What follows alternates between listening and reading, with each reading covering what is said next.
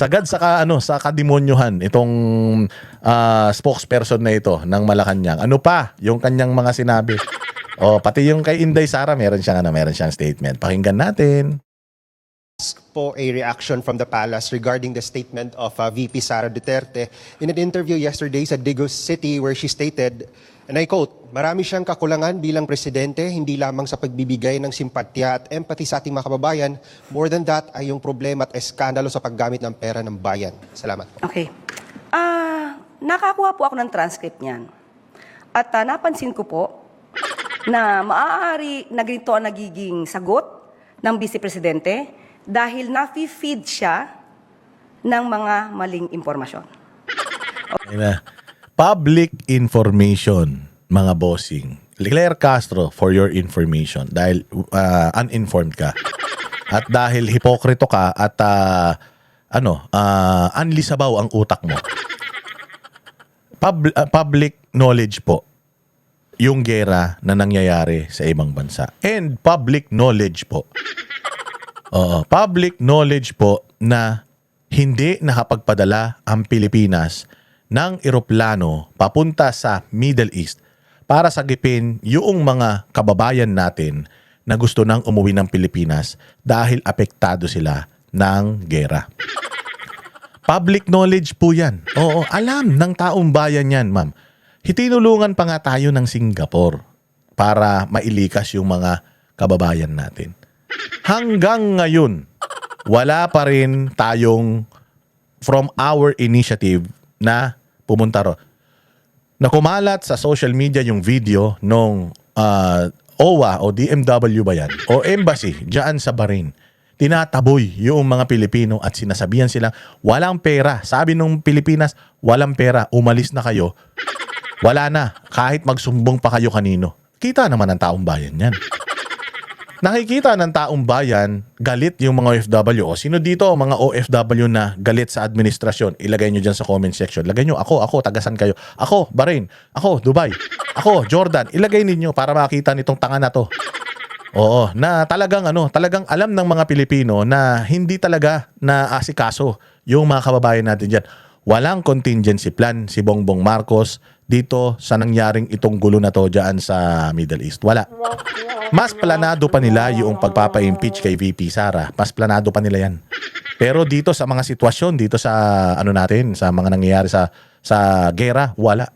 Pagtaas ng presyo ng gasolina, ng bilihin, lahat dito, enerhiya, kuryente, tubig, wala yan. Galit ang mga Pilipino. Ngayon, dyan sa OFW na lang tayo. Galit ang mga OFW. Ilagay nyo dyan sa comment section para malaman itong ulo na to. Alam ng mga ng mga Pilipino yan. So, imposible naman na alam ko. Normal na tao lang ako, si VP Sara Duterte, hindi niya alam. Taga-gobyerno yan. Meron siyang research team. Meron siyang mga tao sa opisina niya that informs her or ini-inform siya sa mga issues at nangyayari sa bayang Pilipinas. Hindi naman bulag si Inday Sara, umiikot yan sa buong Pilipinas para alamin ang kalagayan ng mga kababayan natin. Paano mo sasabihin na finid siya ng wrong information? Tanga talaga to eh. Ikaw ang finifeed mo yung tao ng wrong information. Kahit naghihirap na tayo, sinasabi mo, Bongbong Marcos is still in control. In control, tumutulo nga isipon, wala siyang control eh. Yung nguso nga niya, nguya ng nguya, kahit wala naman siyang bubble gum eh. Nagsasasabi mo. Okay, may isang reporter, hindi po natin alam kung sino, ang tanong ganito, and I quote, "Ma'am, ang mga OFW, masamang-masama ang loob kay PBBM lalo't hindi niya sinalubong sa airport yung mga na-repatriate nating mga kababayan." Isa pa yun, bakit hindi sinalubong ni Bongbong yung mga kung talagang importante kay Bongbong Marcos, itong mga OFW natin, sinalubong man lang sana sila. Para at least man lang mapakyuhan siya. Utangin na mo. Hayop ka. Kinakawawa mo kami. Hindi siya nagpunta ron kasi alam niya na hindi natutuwa sa kanya yung mga OFW. Kanina nga eh. Nandiyan siya sa bigayan ng ayuda. Kasi tuwan-tuwa yung mga tao dyan, bigayan ng ayuda eh. Alam niya, hindi siya tatadyakan ng mga tao dyan. Kasi pag tinadyakan mo siya, hindi ka makakatanggap ng ayuda. Bigayan ng ayuda kanina. Andiyan siya. Siya. Nung inaugurasyon, nung overpass dyan sa Kamuning. Kamuning ba yan? Basta dyan, sa may EDSA, yung overpass dyan. Walang hiya. Sabi nga daw yung kontrata na yan, dapat daw may escalator. Wala naman daw escalator yan. Nagpunta siya dun. Sinilip niya yun. Oh, tapos ito, OFW, uuwi, wala siya. Oh, kaya siya wala doon. Natatakot siya sa galit ng mga OFW. Kaya siya wala doon kasi alam niya na bistado na siya ng mga OFW at baka makutongan siya ng mga OFW, matadyakan siya, baka doon pa siya mamatay. Oh, baka yung ano niya, yung cancer niya, baka doon pa lumala. Alam ng ano yan, alam ng mga Pilipino at alam niya ni Inday Sara at alam niya ng lahat ng mga reporter. Ikaw lang hindi nakakaalam. Ewan ko, baka busog na busog ka masyado. Ano take nyo? Unang-una, dapat ang reporter, alam kong hindi kayo parte doon, dapat pag nagtanong sa kanilang ini-interview, ay mayroong facts, mayroong resibo. Katulad ng sinabing masamang-masama ang loob kay PBBM dahil hindi sinalubong sa airport, saan nanggaling ang kwento na yon? Sa kanila mismo. Sa taong bayan mismo. Sa mga nagko-comment sa social media. Sa mga gumagamit ng social media. Hindi mo alam, Claire? Bobo ka lang, kaya hindi mo alam. O mahirap yung bobo ka talaga, tapos nagtatanga-tangahan ka pa.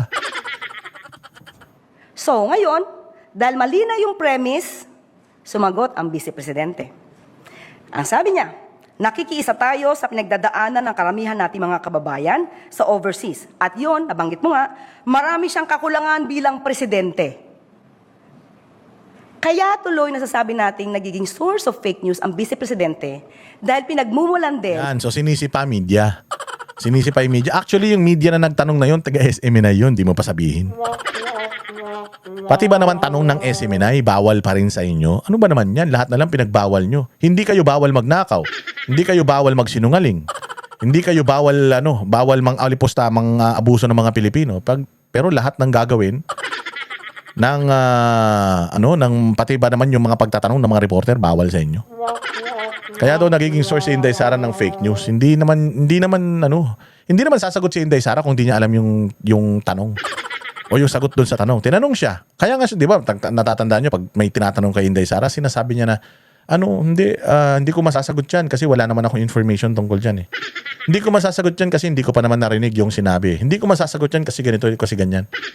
Ano naman Inday Sara? Umiikot si Inday Sara, di ba? Sinabi nyo nga, pasyal siya ng pasyal. Pumapasyal man si Inday Sara sa buong mundo.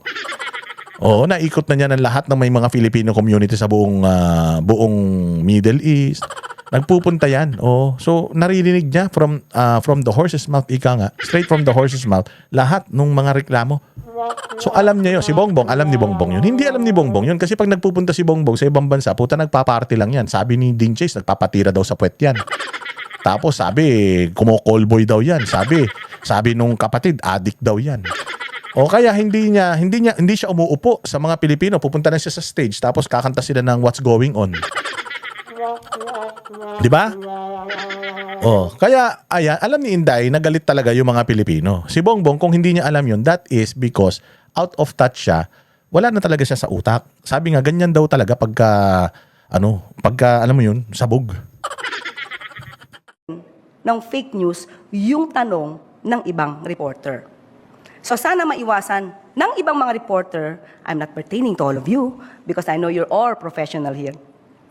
Iwasan yung ganon. Especially kung ang reporter na ito ay... Ito naman yung mga mukha ng reporter, parang tawagin na kami pa may kasalanan. Kami pa may kasalanan. Anak ng tinapay kayo. Samantalang kayo ngayon walang ginagawa, kayo ngayon walang plano, kami pa may kasalanan. Lahat na lang nasisi nyo, sarili nyo na lang din nyo sinisisi. Sobrang bilib nyo sa sarili nyo, ha? Kaalyado niya or hindi. Mas maganda na maging neutral sa pagtatanong para makapagbigay naman ng matalinong sagot ang ating Vice Presidente. Now, patungkol sa maraming kakulangan ng Pangulo. Unang-una, mas maganda po sana na gamitin muna ang mata at tenga bago ang bibig. Dahil pag inuna natin ang bibig at hindi ginagamit ang mata, tenga at utak, magkakamali kayo ng sagot. Marami na po tayo nabanggit kung anong mga programa ng Pangulo. Kahapon lamang po ay nagbigay siya ng kanyang mensahe at na-enumerate na natin lahat kung ano sa ngayon ang mga naging trabaho at accomplishments ng pamahalaan para sa ating mga kababayan. Especially patungkol dito sa Ulul, ayuda lang naman yun eh. Wala naman kayong solusyon, ayuda eh. Mag-aayuda kayo sa mga tricycle driver, mag-aayuda kayo sa mga jeepney driver, mag-aayuda kayo. ayuda. Masarap naman. Okay naman, maraming salamat, may tulong. Pero ang tanong, ano ang magagawa natin para hindi na mangyari ulit to o para mapigilan ito? Because pag naubos yung ayudang binigay nyo, what's next? Napanood ko rin yun, yung sinabi ni Bongbong. Binabasa niya, mukha siyang tanga. Oo, talagang binabasa na, puro cut pa. Meron yata ako nun dito eh. Pakinggan natin memya. Wala siyang doon. Sinabi doon na matino. Ang sinabi niya lang doon, magbibigay ng ayuda eh. Yung ayuda nga, source ng corruption. Baka kaya gustong-gusto nyong magbigay ng ayuda para makapagnakaw na naman kayo. Yan ang panatero, walang inuurungan. Pag tama palakpakan, pag mali ay